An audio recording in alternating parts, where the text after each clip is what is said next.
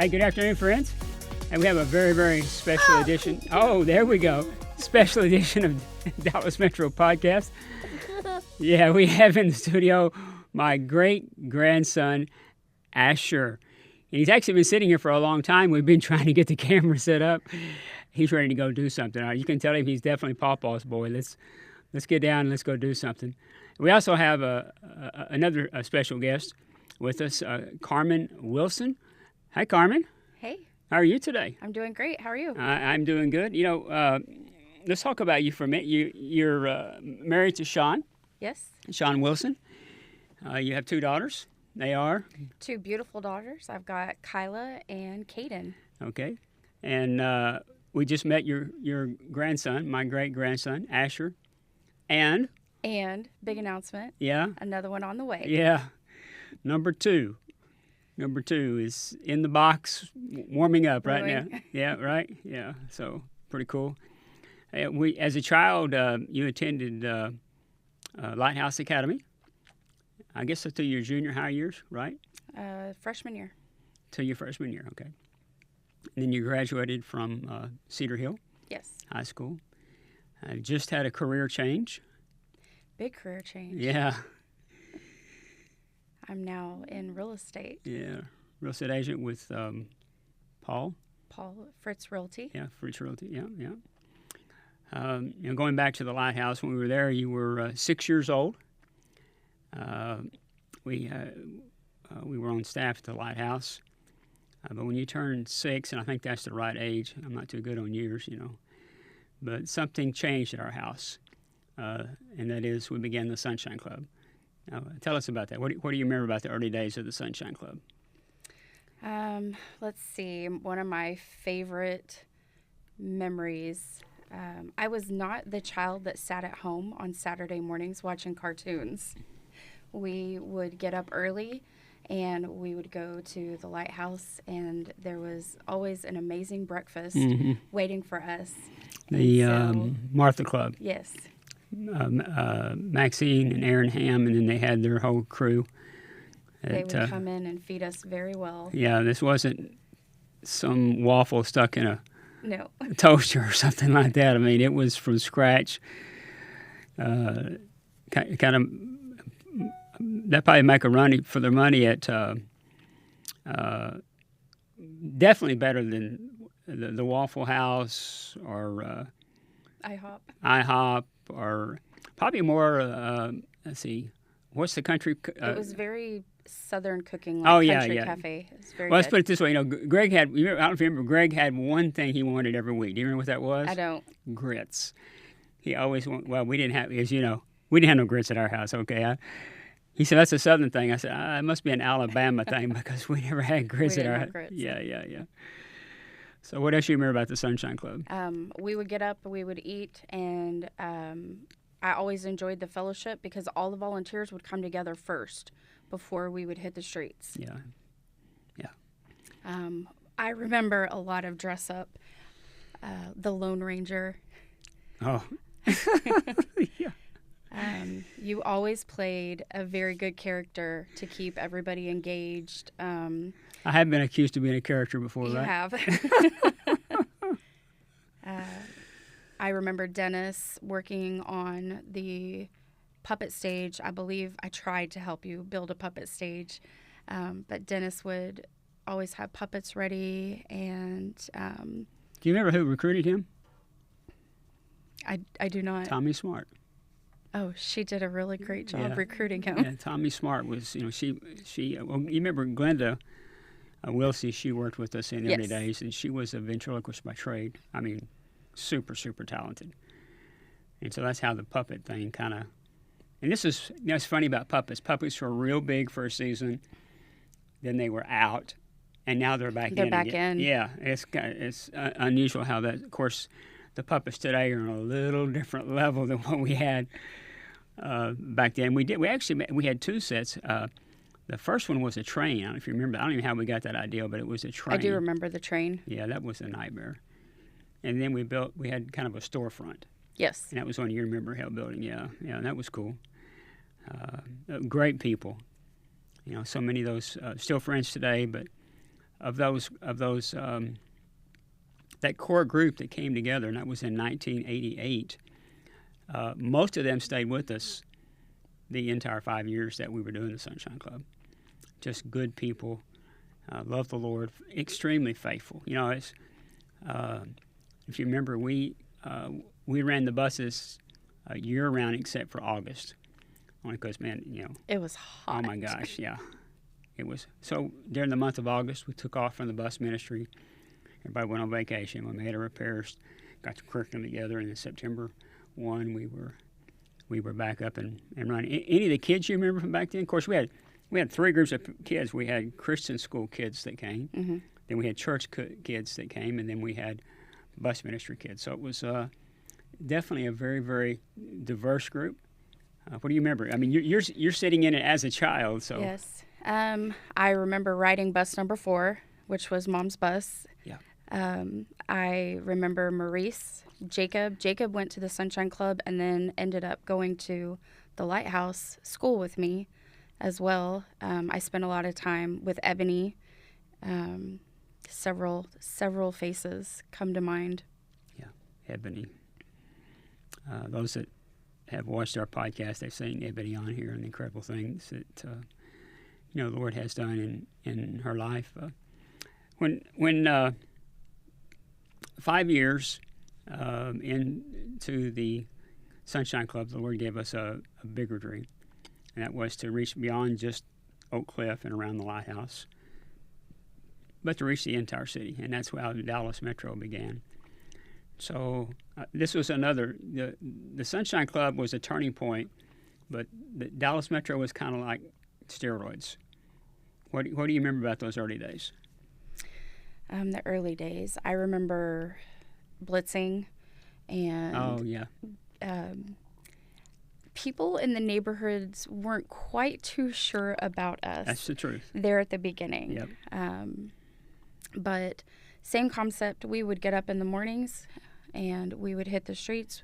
We would knock on everybody's door. We would pass out flyers, invite them to the kids' service, and teach them about Jesus. Yeah.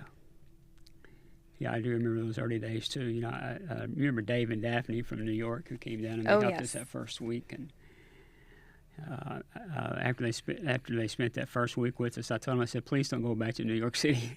Please stay here. We need you here. Well, that's what I told them. I said, no, you'll be fine. I wasn't too sure about that, you know. And I forgot about the blitzing. We used obviously the sidewalk trucks and clowns. And I was Coconut the Clown. Yeah. We used to do, once a year, we did a circus day. Mm-hmm. And Coconut was always there for that circus day. We gave away balloons and everything to do with that. It's funny that, going back to Ebony, that's one of the core memories that she has in her mind. We blitzed her, obviously, like we do every neighborhood. We blitzed the neighborhood first. She remembers the clowns from the blitzing. And then same thing, Linda, her mom, the first week, she actually rode the bus with Ebony because she wasn't too sure about these people, if everything was going to be okay with them. The one neighborhood that you worked in most, though, was in East Dallas. And the funny thing about the neighborhood in East Dallas, they always called it North Dallas. Mm-hmm. Only because Roseland was the furthest projects north of the city. But it's really definitely in East Dallas, just east of downtown. Very, very diverse neighborhood. And when we first started Metro, one of the groups of people that I talked to about where to start these sites was the police. And the police said the one place you do not want to go is Roseland Homes. I said, even we don't go in there. He said, we only go in after the shooting stops. And I went, oh, well, then I just moved them right up to the top of the list. That's where we need to be. And, I'd like to say that it was an incredible journey, a lot of fun. It was an incredible journey, not necessarily a lot of fun. I've said for years, sometimes all you can do is show up. Well, there were several times when we left Roseland, I felt like the only thing we did well that day as we showed up. Was show up. Oh, I just remember talking about a memory at Roseland. The purple dinosaur. Oh, Barney. The Metro in New York bought a Barney costume. I don't know if you remember that. And I was Barney. I know. They let us use it. And I didn't even realize that teenagers hated Barney. Because I thought, man, this is gonna be our biggest week in Sunday school. Yeah. We're gonna have Barney, and he did. The attendance was crazy at all our sites. But what I didn't know was the teenagers hated Barney, and we didn't even get to protect Barney. And at that site, it was you. We had you stay in the truck. Yes. And when as soon as the side came down, you remember what happened? They were throwing rocks at me. Yeah. Didn't take long for that side to go right back up. It was horrible. And so many people there that were at Roseland, they felt forgotten, and so as a result, and just a lot of challenges. There were a lot of weeks that we were out there, and I went, what are we even doing? Are we really making a difference? And then there were some weeks that were really, really incredible weeks, and built some incredible relationships. You got close to all the girls out there. I can see there's some girls that are popping up in your mind. Who are some girls you remember out there? Aisha. Aisha, yeah. Good kid. Precious. Yeah. Oh, cousin, right? Yes. Yeah. Let's see. What were the white kids? I was trying to remember what were their names. It's been so long ago. Yeah. That's another cousin. And there was Aisha is the one that I've actually kept in touch with all these years. Yeah. Crystal. Crystal was very close to Mom and her mom, Liz. Yes. And then, of course, Crystal's one of the kids I've kept up with all these years. So Crystal's, after her mom died, her grandmother took her in. Mm-hmm. Grandmother, she didn't even know think about this. She didn't even know she had, because she didn't have any connection with her real dad. So she never met her dad's mother until her mother died. And when her mom died, Liz died. I'm not sure how they got connected. I don't know if the courts connected them or what. But somehow, Crystal found out she had this grandmother that she never met, and she took her in as a teenager. Did a phenomenal job with her, and Crystal's an attorney now in Houston and doing really, really well. A special moment for me that I thought about was obviously you visited with Mom for a lot of years. Yes. At Rose Homes, and we towards the end of Mom's journey, she was still able to walk at this time, but communication skills were not so good, and definitely understanding what's going on that wasn't happening anymore. So we had this block party at a new apartment complex, and so I remember you grabbed your mom by the hand. You know what happened? I told her, let's go. I took her to go visit one more time. Yeah. Yeah, you had a flashback there of all those years of she took you. This was your opportunity to take her. Yeah, that was a special day that I'll probably remember the rest of my life. Life is hard for most of our kids, extremely hard. And for me, I'm always wondering what happened to some of these kids. Because I knew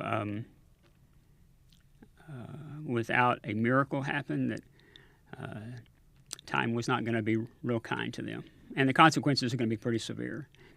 So, is there anybody that maybe at Roseland or one of the sites you're going, man, I wonder what happened to them, or gee, I wish somehow we had connected better with them, or maybe you even know life didn't turn out the way they had wanted it to. Does anybody come to mind? I always wondered what happened to Miss Jackson. Yeah. Yeah, that was a tough one too. Miss Jackson lived at Roseland Homes. It took us a long time, but we did get favor with her. Yes. It took a long time. It did take a long time. Yeah. She didn't have a whole lot of kind things to say about me. She used to yell at me to get off her stoop. But it ended with hugs. Yeah. But we did win her over eventually, you know, by the grace of God. And she became a fan, you know. There's so many of our kids that, you know, because so many of the families are very, very transit.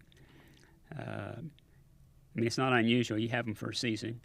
Now, sometimes you get them for multiple seasons. They're here for a season, they're gone for a season, and they're back.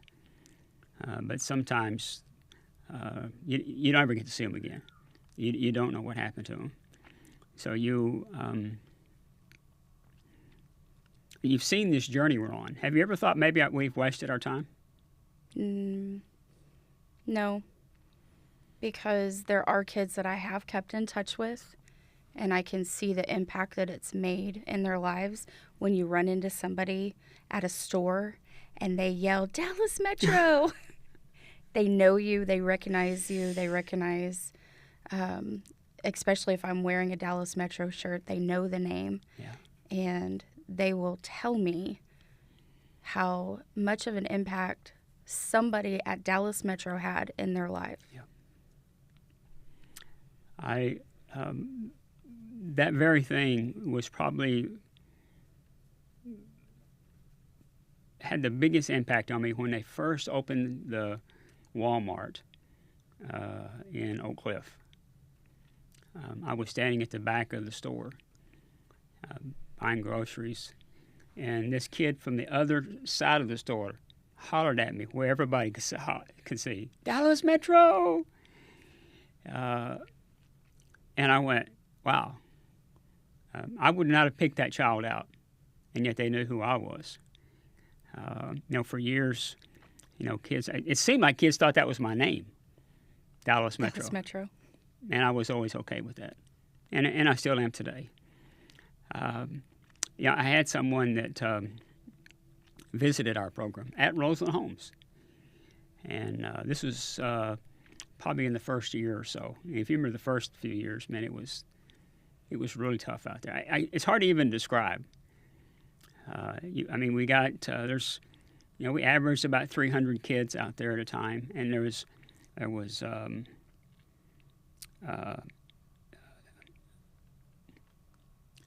Leah, little Leah. Of course, it was little Leah back then. You know, she was a student at Southwestern at that time. Then there was Cliff, most weeks, and Colette. You, Mom, and me. That was it. And about 300 kids. And on big days, it was even more than 300 there. So, and there, if people can kind of visualize this, 300 kids, they're sitting on tarps. There's no chairs. We're in the sun. It's either cold or it's hot. There's no in between, right? And so, and normally when they get there, whatever was happening, they brought it with them. Right. The problem wasn't there. The problem was out there, but they brought there, you know, to the Sunday school program. So, man, it was some weeks I went, what are we doing?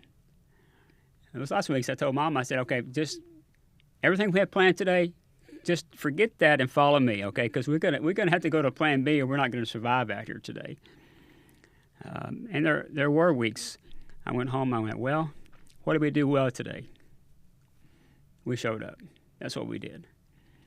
It's kind of like visiting. You know, people think we're talking about you visiting with Mom. We visit every week. We visit all the children every week. That's our strength. Rain or shine. Yeah, rain or shine, exactly. Cold or hot, it don't matter. Nothing like having a flyer and it's drooping wet. Yeah. What am I going to do with this? And you can't separate it to even give them one, right? Yeah, you look back on the things. Another thing that I know we did right was, as you know, each week we only taught them one verse. We had a theme verse. Well, that theme verse was on the flyer. So if we didn't do nothing else right that week, we at least got that theme verse into the hands of the family, and it went into the house. But there were some days, the next day when we did the program, I went, and the enemy likes to tap dance on your head and on your heart too. Going, you're wasting your time, brother. This is not. You're not doing any good here. Yeah, nobody's listening to you. And yet, something the Lord spoke to me early on that really helped me. Isaiah 55:11. Each week, I'll try to give a nugget to people on something that they can take home with them and use it. This week, the verse I thought about was Isaiah 55:11. It says, it is the same with my word. I send it out, and it always produces fruit. It will accomplish all I want it to do, and it will prosper everywhere I've sent it. The theme verse for Dallas Metro is, and the Lord has anointed me to preach the good news to the poor. That's who we are, and that's what we do. We brought in a consulting company last year to help us with the building, and so no different than when we started this program. Asher was having a hard time sitting, right? Mm-hmm. It's in the genes, okay? It definitely is. I'm sitting here in this meeting, and these guys are asking. They're asking all the right questions. And there's our board is there, and so we're answering the questions, and so I'm trying to think through, and we don't talk about Chris. Chris is he's in the room right now. Chris is he's the one that's making this program happen in more ways than one. Chris will remember this well. Everybody's answering the questions, and finally he asked me a pointed question. He says, "What does Dallas Metro do?" Well, what I had told the board before I got there. And James was at this meeting. I said, James, if there's anything that you think they're pushing a button, I said, please answer for me, okay? I said, I don't want to say something, and I go, what were you thinking? But as soon as they said that, they said, what does Dallas Metro do? I said, we reach the lost. I didn't have to think about it. I didn't pray about it. I said, this is who we are, and this is what we do. And we're very, very unapologetic about it. It wasn't the answer they were looking for today, but I do know when they left, they knew who we were. They knew where our priorities are. God said His word will not return void. That's what I hold on to for all our kids. We planted it in their lives. It will take root, and it'll grow in time. I believe that wholeheartedly. The dream that the Lord gave Mom and I to build long-term facilities for Dallas Metro. Mm-hmm. You see Dallas Metro totally different than everybody else. You're on the inside looking out instead of the outside looking in. Why should people get involved with Dallas Metro? Well, we're making an impact in a life. It's more than just bringing hope to the hopeless. You're giving them Jesus. You're recognizing somebody that feels otherwise unloved in their situation, and you're showing them that they do matter. They are loved, and you're showing them the commitment that you're going to show up every week. Yeah, I think that's you used a word there that it's very dear to my heart, and that word is commitment. Do what you say you're going to do. And this isn't a inner city thing. It's actually an American thing. Our commitment level has continued to dwindle. Mm-hmm. One of the things we have strived to do over the years is to follow through. You say you're going to do something, be a person of your word, and do that. And we're trying to show them that it's not a new way; it's a better way to live life. There's something about the family is something special, not something that's to be dreaded. The Lord is the one that designed family to provide a close-knit group of people that can do life together, not people that hate each other, don't take care of each other. But we're at a crossroads on this brand new building. And we've been on this journey for a long, long time. The Lighthouse, it's amazing how the Lord has done this 360, right? It's full circle. Yeah, it is full circle. It really is full circle. And how the Lord spoke to Pastor Lewis about providing land for us right next door to the facility. And then, so now our current update is we're working, our architect and our builder is working with the city to get the land plotted and approved by the city so that we can begin construction on the facility. And so why would you tell people they need to invest in this new facility? Well, I think it's a great place for us to be able to bring families together, to build fellowship, that they have that one place that they can come to for multiple resources, whether that's to hear the word on Sunday during the week, if it's to get help with food. There's been multiple different resources that Dallas Metro has been able to provide to people over the years. Yeah, it's a very holistic approach to ministry.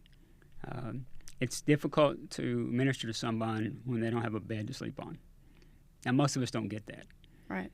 It's just like camp's coming just in a few weeks. Most of our kids never had a bed to themselves. A lot of them never had a real bed. It's a mattress maybe thrown on the floor. And they share it. Oh, absolutely. Yeah. To have their own. You've worked in the nursery station for more years than I can remember. How many kids have come to the nursery station sick because they've eaten too much? Oh, countless. Yeah. How many kids they would sneak food out of the cafeteria because they're worried they're not going to get fed again. Yeah. Most of us can't get that. Right. We don't understand that. So we are this new facility. Going back to the food part, that's like during the Christmas holidays. A little girl came to church on Sunday morning, and she was sick. Why do you think she was sick? Hungry. In more ways than one. Yeah. That's why on Tuesday night is our youth night. We have a hot dinner. Right. Every Tuesday night. They're going to get fed. Exactly, because most of the kids all the kids are on a food program at school. Mm-hmm. So if they get up early, they get breakfast. They get breakfast. Yeah, mm-hmm. And for sure they get lunch. But for many of them, that's it. So there's not enough food in the house. The weekends are tough. Same thing. Saturday, Sunday, you're out of school. That means lack of food. So one of the things that the new facility is the warehouse that we're building out back. We're going to have a walk-in freezer and a walk-in cooler, and then we'll have racks of dry goods that we can give to families. But our goal is to just like when this little girl came, we're currently running facilities. So we could send food home, but we couldn't actually provide food on the spot. With the new facilities, somebody comes in, they're hungry. They're going to eat. Right there. On the spot. Yeah. And then when they go home, they're going to walk out the door with food because that's what they need. So it is a resource center, and you are right. They have a lot of hunger. For some, it's just acceptance. You can, when you walk up to a person, and it really doesn't matter their age, but specifically with children, when you walk up to children, you can tell within a matter of seconds what's going on. Because when you walk up and they start backing up, there's a reason for that. So it's a safe haven for everybody that walks in, and they are going to receive the word. When you start meeting physical needs, emotional needs, then all of a sudden their heart is open to spiritual needs. So glad that I should have started out. My favorite daughter is in the house today. Thanks for having me. Yeah, glad you brought number one great-grandson today, Asher. For those of you that are watching, hey, thanks for being with us today. Let me encourage you to, if you haven't already, go to our webpage, click on All In. All In is what the campaign's called, the giving campaign, and then click on What is All In. And at the bottom of the webpage, you'll see the beautiful drawings that Mike Cathcart has drawn for us. And then I'm asking you to prayerfully consider donating for the next 12 months. The next 12 months are really going to be critical for us. You know, our dream on this, and Carmen and I didn't talk about this, but our dream is to be absolutely debt-free. You know, God has raised up a new generation of leaders at Dallas Metro, and it would be so wrong of us to build this new facility and leave behind a debt that would be very, very difficult for them to pay every single month. It would put the ministry, it would put this new leaders, it put them in bondage. And that's not what we want to do. We want to put them in a position to win. I believe this new facility is going to allow this next generation to reach more people that Barbara and I, Carmen, have reached in the last 36 years. Now, I'm not sure how she was a part of that 36 years. So she's not even 36 years old. You can maybe you can Facebook her, and she can ask, hey, so would you consider donating today? Click on that on the bottom there and make a donation and make a commitment for the next 12 months. I would really, really appreciate it. Hey, thanks for joining us. See you next week. God bless you. Bye-bye.